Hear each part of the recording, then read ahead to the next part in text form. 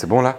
Ouais. L'arbre, il est au bon endroit. Salut les gars, parce que oui, cette vidéo est destinée aux hommes. Je vais vous partager mon expérience après 17 ans de couple avec Capucine, 17 ans de couple de manière heureuse. Et je vais vous expliquer tout ce que j'ai mis en place, tous les efforts entre guillemets que je fais pour maintenir cette relation. Et je fais cette vidéo seule parce que c'est mon point de vue à moi et c'est vraiment mes techniques entre guillemets à moi. Et bien sûr, on pourra très bien faire ça en couple aussi, en parlant justement de notre relation de couple, etc. Donc dites-nous en commentaire si ça vous branche. Bref, je ne suis pas un love coach, d'accord? Je peux me tromper, c'est mon expérience personnelle. Je suis loin d'être parfait aussi. Je peux changer d'avis, j'ai déjà changé d'avis sur des sujets qu'on va traiter aujourd'hui, dont je vais vous parler. Et quoi qu'il arrive, tout ce que vous allez entendre aujourd'hui, vous devez trouver ce qui vous correspond à vous et aussi ne pensez pas que l'herbe est toujours plus verte chez les autres. On a l'impression avec les réseaux sociaux que on a une vie de merde et que les autres ont des vies incroyables, fantastiques. Ils vivent des relations de ouf, etc. C'est pas le cas, ce n'est pas la vraie vie. Regardez autour de vous et surtout, ne vous focalisez pas sur un idéal, sur des rêves, etc. Moi, je suis totalement heureux en couple depuis plus de 17 ans maintenant. Avec Capucine, on s'est mis ensemble quand on avait 19 ans. On s'est rencontrés au lycée. On n'était pas en couple au lycée. Bon, moi, je l'appréciais, on va dire. Mais voilà, il n'y avait rien du tout. Et puis après, quand on est sorti du lycée, je vous raconterai la rencontre peut-être dans une autre vidéo. Enfin, la rencontre. Comment j'ai un petit peu abordé et essayé, on va dire, de la draguer. Et comment elle a réagi, etc. Enfin bref, voilà, depuis qu'on a 19 ans, on est ensemble, en couple, sans aucune coupure, sans moment sombre, on va dire. Bien sûr, comme tous les couples, il y a des hauts, il y a des bas, il y a des disputes aussi, bien sûr. On n'est pas parfait, encore une fois, mais on est heureux. Et c'est le principal et c'est ce que je vous souhaite. Et je vais essayer en tout cas de vous donner tous mes secrets dans cette vidéo pour que vous aussi, vous le soyez. Parce que je pense que pour être un homme épanoui, ça fait partie des gros piliers, les relations. Et bien sûr, votre relation de couple, c'est une des plus importantes. Il y a la famille, il y a les enfants, il y a les amis. Mais le couple, c'est vraiment le ciment. Donc la première des choses déjà, et c'est pas quelque chose que je fais, on va dire, de manière naturelle, c'est quelque chose que j'ai travaillé avec le temps. Je me suis rendu compte que c'était important aussi, c'est d'écouter les autres. De pas être tout le temps dans ses pensées, de pas, quand on te parle, toujours faire un lien à qu'est-ce que toi tu vas dire, comment tu vas interagir, etc. Non, c'est d'écouter attentivement, de se taire et d'essayer de prendre toutes les informations, pas juste les mots, la façon dont la personne s'exprime, le ton de sa voix, etc. Donc ça joue dans le couple, c'est très important, l'écoute, c'est extrêmement important. Capucine, c'est quelqu'un qui est à l'écoute, d'accord? Moi, je suis très de base, on va dire, dans mes rêves, je suis toujours en train de réfléchir, toujours en train de me projeter, mais le plus possible, je travaille là-dessus, donc c'est très important d'écouter. D'écouter pour savoir aussi réellement ce dont l'autre a besoin, de ce qu'il attend, etc. Deuxième chose extrêmement importante aussi, c'est les compliments. Alors, c'est pas être mielleux, c'est pas être là tout le temps, du matin au soir. Non, il faut que ce soit sincère un compliment. Donc, quand vous trouvez que quelque chose est bien chez votre partenaire, que quelque chose vous plaît, il faut le dire et il faut que ce soit sincère, réellement. Quand ça vous plaît pas aussi, vous le dites, vous êtes honnête, trouvez les bons mots. Il y a des façons de dire les choses aussi. Mais les compliments, c'est quelque chose de très important. Et je pense chez les femmes encore plus que pour nous les hommes, c'est quelque chose qu'elles adorent. Et encore une fois, soyez honnêtes. D'accord? Moi, quand ma femme, je la trouve toujours très belle, mais parfois encore plus que d'autres, je me suis toujours dit que il faut le dire et ça fait plaisir. Vous, ça vous fait plaisir quand on vous fait un compliment? C'est pareil. Et que si c'est du matin au soir, tout le temps, et que vous êtes toujours dans le « Oh, mais t'es magnifique, oh, mais t'es belle » ou « Oh, t'es intelligente, ah, j'avais pas pensé à ça, oh, c'est délicieux, etc. » Ça perd sa valeur. Par contre, quand c'est sincère, ça peut être tous les jours un petit compliment, mais essayez d'être d'amener un petit peu de surprise. Ne soyez pas trop prévisible, quoi, d'une manière générale. Ça, c'est important, la surprise. Ne pas être tout le temps dans une routine, ne pas être tout le temps dans un lifestyle où vous savez exactement ce qui va se passer. Ah, tiens, c'est samedi soir, le samedi soir en général. Je vais pas vous faire un dessin, mais essayez d'avoir une vie un minimum trépidante. Il y a des gens qui aiment la routine, mais la routine, c'est aussi l'ennui. Donc, il faut avoir un juste milieu entre surprise et routine agréable, parce qu'on aime aussi parfois, bon, moi pas spécialement, mais des gens aiment aussi la routine, aiment leurs petits rendez-vous, etc. Ne pas se contredire, le point suivant, très important. Alors, ne pas se contredire, c'est pas dans vos échanges personnels, c'est en public, devant les enfants surtout. Donc ça, c'est une des règles primordiales pour avoir de l'autorité et que vous soyez respecté par vos enfants. C'est déjà, même si vous n'êtes pas d'accord, vous ne vous contredisez pas devant les enfants, vous ne vous contredisez pas en public, d'accord? Parce que déjà, c'est ridicule quand tu es là en train de dire à ta femme, mais non, mais je t'avais dit ça, non, mais toi, mais non, mais n'importe quoi. En fait, vous voyez, ça divertit les autres, mais d'une, c'est mauvais pour vos relations, de deux, ça montre pas un profond respect, et de trois, ça sert à rien. Vous réglez, on va dire, vos problèmes ou les choses dont vous n'êtes pas d'accord en privé. Vous n'avez pas besoin de laver votre linge sale, comme on dit, en public. Et encore une fois, c'est une marque de respect pour votre partenaire, et vous aussi, vous devez vous faire respecter. Donc ça, c'est des règles que vous devez instaurer dans votre couple, c'est on ne se contredit pas. Je dis pas, on est en famille, sur un sujet qui n'a pas d'importance, qui ne vous concerne pas vous directement, votre couple. Bien sûr, vous pouvez avoir des divergences d'opinion, mais d'une manière générale, on ne s'affiche pas en public et on ne se dit pas, mais non, mais qu'est-ce que tu racontes? J'ai jamais dit ça, etc. Vous pouvez avoir des petites techniques pour vous faire comprendre, ouais, laisse tomber, arrête de parler de ça, on en parle plus tard, etc. Et soyez respectueux et faites-vous respecter aussi sur ce sujet-là. Le point suivant, c'est comprendre ce que votre partenaire veut vraiment. Et les femmes, d'une manière générale, ne disent pas les choses de manière franche. Elles vont essayer de vous faire comprendre, vous faire passer des messages. Donc si vous apprenez pas ce langage-là, vous ne comprendrez jamais les femmes et vous allez toujours vous dire, mais tu m'avais dit ça, j'ai fait ça. Non, mais c'est pas ça qu'elles voulaient. D'accord? Les femmes font beaucoup de sous-entendus et il faut lire entre les lignes. En tout cas, moi, de mon expérience, c'est ce que j'ai vu. Peut-être qu'il y en a qui sont différentes et peut-être aussi que je me trompe parfois sur l'interprétation. Mais d'une manière générale, il faut essayer d'aller un petit peu plus loin que les mots que vous entendez, tout simplement. Le point suivant, c'est être honnête et être réaliste. Donc je l'ai dit tout à l'heure, complimenter c'est très bien. Oh oui, mais si vous êtes là du matin au soir à toujours dire ça te va bien, t'es magnifique. Non, moi personnellement, c'est vrai que j'aime beaucoup comme elle s'habille, comme elle cuisine, sa personnalité. C'est ma femme et je l'ai choisie et en même temps on est ensemble depuis plus de 17 ans parce que il y a tout un tas de choses qui me plaît chez elle, comme j'espère tout un tas de choses qui lui plaît chez moi. Mais s'il y a quelque chose qui me plaît pas, je vais lui dire, je vais être honnête. Je vais dire non, ça, je trouve que ça te va pas bien. Cette tenue te va bien, ou alors cette coupe ne me plaît pas. Ou alors, cette façon de penser, tu vois, je trouve que c'est pas cool. Moi, je vois plus les choses comme ça, que ce soit mentalement, que ce soit physiquement, que ce soit au niveau du mindset, même de l'éducation des enfants. On peut être honnête, réaliste, se dire les choses. Encore une fois, faut trouver les bons mots et il n'y a pas besoin d'être insultant ou mauvais. D'ailleurs, en parlant d'insultes, c'est un point que j'ai même pas noté, mais c'est très important. En 17 ans de couple, moi, je n'ai jamais insulté ma femme. Donc, encore moins taper, lever la main, ça c'est vraiment la pire des hontes, mais je n'ai jamais insulté ma femme. Alors oui, on s'est disputé, oui, le ton peut monter, il peut y avoir même des grosses disputes, en 17 ans c'est déjà arrivé, mais jamais je n'ai été insultant. Et dans l'autre sens, c'est la même chose. Vous ne devez jamais accepter la moindre insulte, la moindre, on va dire, forme de rabaissement, si on peut dire des choses comme ça. Et bien sûr, quand je disais aussi soyez honnête, soyez réaliste, quand il y a des choses qui vont pas bien ou quand vous avez en général un reproche à faire, faites-le avec les bons mots et aussi essayez de trouver quelque chose d'autre qui va contrebalancer. Et n'oubliez pas une chose, c'est que quand on rappelle à quelqu'un aussi ses points forts et qu'on lui dit à quel point il a bien évolué sur tel ou tel aspect, tel ou tel sujet, ça le booste aussi, ça le gonfle et ça le motive à faire encore mieux. Donc ne soyez pas dans la critique et surtout ne rabaissez pas. Quand vous avez une remarque à faire, il faut que ce soit constructif et il faut que vous le fassiez avec les bons mots. Bien sûr, le point suivant, je ne vais pas m'étaler là-dessus, être fidèle, c'est la base. À moins que dans votre couple, vous soyez un couple libre, libertin ou tout ce que vous voulez. Mais si ce n'est pas le cas, c'est une marque de respect. Respectez-vous, respectez votre partenaire et ne faites pas, c'est balourd comme phrase, mais quelque chose que vous ne voudriez pas qu'on vous fasse. Quand vous êtes en couple aussi, votre but premier, c'est de rendre heureux votre partenaire et en rendant heureux votre partenaire, vous serez heureux. D'accord? C'est un petit peu égoïste, mais tout ce travail que vous faites pour avoir une vie de couple épanouie, pour être heureux dans votre couple, c'est pour que vous soyez heureux aussi. D'accord? C'est rendre la personne en face de vous heureuse et ça, c'est un miroir, c'est un reflet qui va agir sur vous de manière incroyable. Ne soyez pas jaloux. Alors, c'est peut-être facile à dire comme ça. On fera peut-être une vidéo sur le sujet. La jalousie, en général, ça montre un manque de confiance en soi ou de confiance en l'autre, mais s'il n'y a pas de raison de ne pas avoir confiance en l'autre, souvent c'est un manque de confiance en soi et souvent c'est des gens qui potentiellement seraient capables de faire ce dont ils ont peur qu'on leur fasse. Je ne sais pas si vous avez compris la phrase, mais en gros, la jalousie, c'est vraiment un poison en fait dans le couple.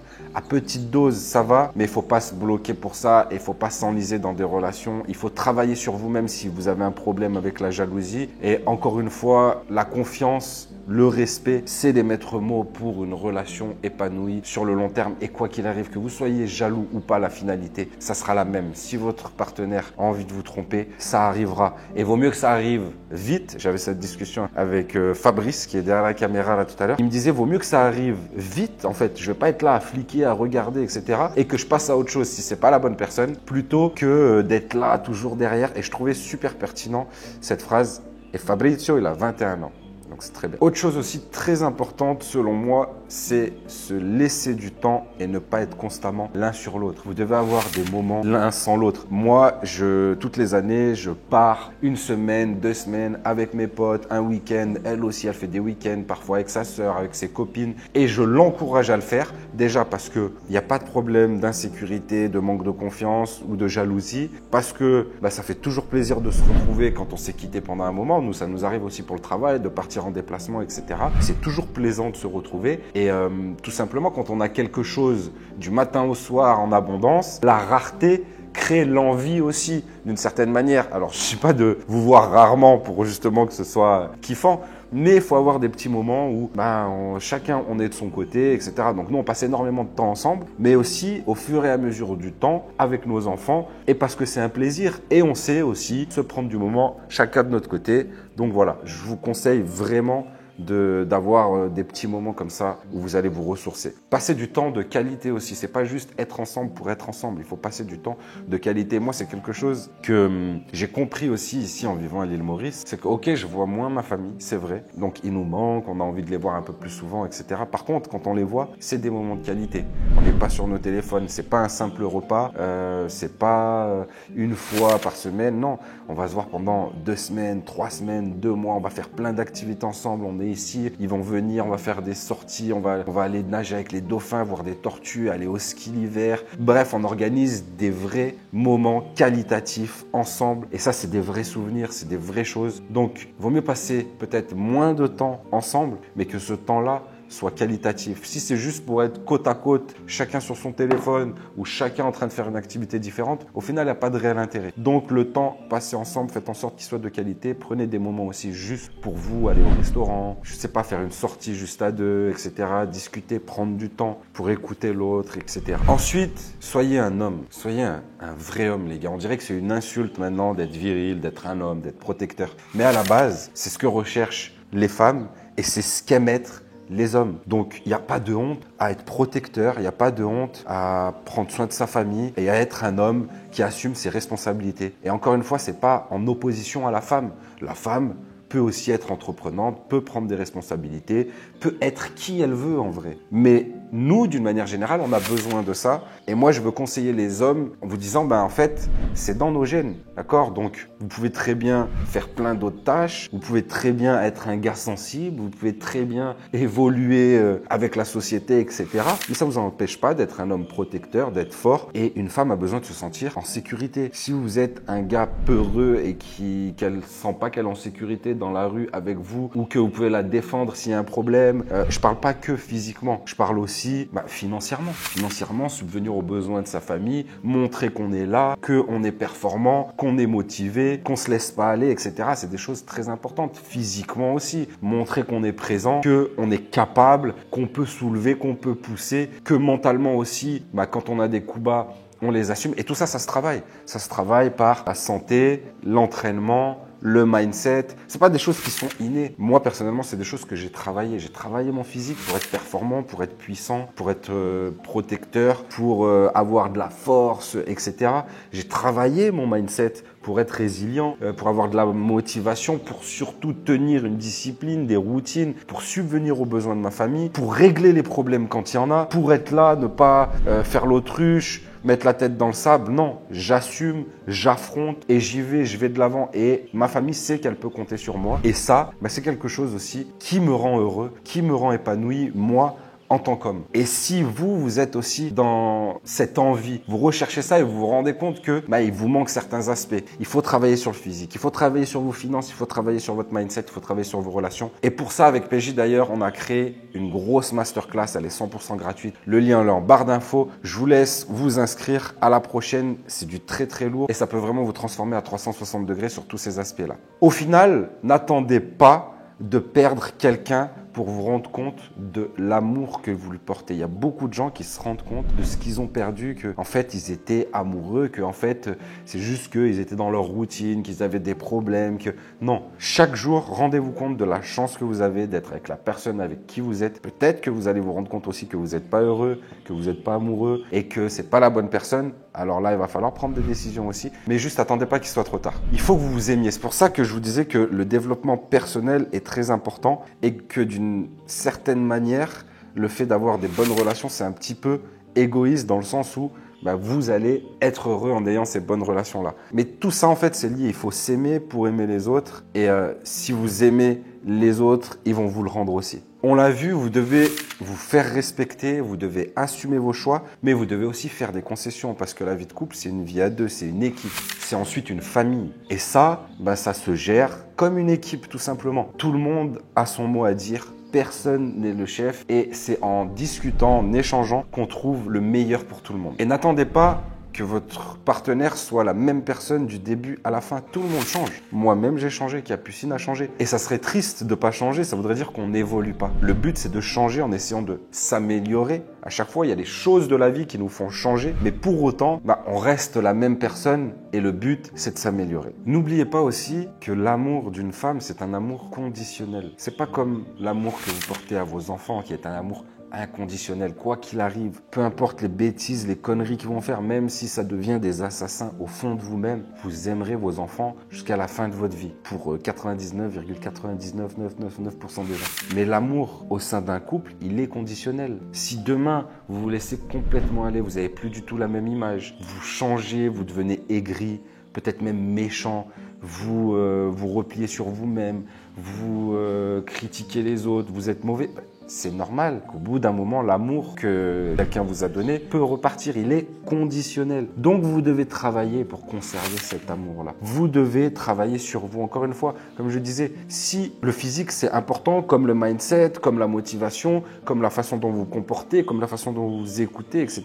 Et tout ça, ça se travaille. C'est sûr que si vous changez, comme on dit, mais dans le mauvais sens, vous prenez 20 kilos, vous êtes plus marrant, vous êtes plus souriant, vous êtes plus la même personne qu'avant, malheureusement, l'amour peut aussi disparaître parce qu'il est conditionnel. Et c'est pour ça qu'il faut continuer de travailler sur vous-même, continuer à plaire, continuer à séduire, à dire à votre partenaire qu'il ou qu'elle se laisse aller si vous le trouvez et à accepter aussi la critique quand vous la recevez pour pouvoir travailler sur vous-même. Et ne vous permettez pas non plus des choses que vous n'aimeriez pas qu'on vous fasse ou qu'on vous dise. C'est pour ça qu'il faut trouver les bons mots et il y a des choses que vous devez jamais vous permettre, comme de critiquer quelqu'un de sa famille. Parce que même si elle le fait, ou lui le fait, c'est sa famille. Et moi, demain, typiquement, si je vais être énervé contre mon fils, je vais dire non, mais là, il n'a pas fait ça, ou là, il est comme ci, ou il est comme ça m'énerve. J'accepte pas que quelqu'un d'autre le fasse, que quelqu'un d'autre critique mon fils ou ma fille. Mais c'est exactement le même principe. Au final, avant tout, agissez. D'accord? Peut-être que vous allez faire des erreurs, peut-être que vous allez vous tromper, et quoi qu'il arrive, on le fait tous. Mais ça nous permet d'avancer, ça nous permet d'apprendre. Et surtout, comme je disais, agissez, soyez entreprenants, parce que les actes prouvent. Les mots, ça reste des mots, on peut dire ce qu'on veut. Mais par contre, les actes montrent vraiment votre amour. Donc vous n'avez pas besoin de répéter à votre femme 10 fois par jour que vous l'aimez à partir du moment où vous lui montrez, vous lui prouvez par des actes. Et c'est comme tout, c'est pas une pilule magique, c'est pas une crème magique, c'est juste du travail. Du travail sur vous-même, du travail sur votre façon d'être et du travail tout simplement pour être épanoui, pour être heureux. Et n'oubliez pas que la société, elle vous veut endormi, elle vous veut faible, elle vous veut consommateur. Elle va vous soigner pour tous les petits troubles que vous développez à cause de justement le petit cocon dans lequel elle vous a mis, où vous avez l'impression d'être confortable. Mais si vous voulez vraiment en sortir, il faut reprendre le contrôle, les gars, et de votre physique, et de votre santé, de votre mindset, de vos finances et vos relations. Tout ça, ça se travaille. Et encore une fois, on a préparé une masterclass pour ça. Le lien est en barre d'infos, les gars. Pour terminer, n'oubliez jamais santé, business, relations. Pour tous ceux qui sont arrivés jusqu'ici dans la vidéo, bravo. Parce que vous investissez sur vous-même, vous apprenez. Maintenant, c'est important aussi derrière d'agir. Comme disait Einstein, c'est très bien de lire les livres des autres, mais à un moment donné, il faut écrire le vôtre.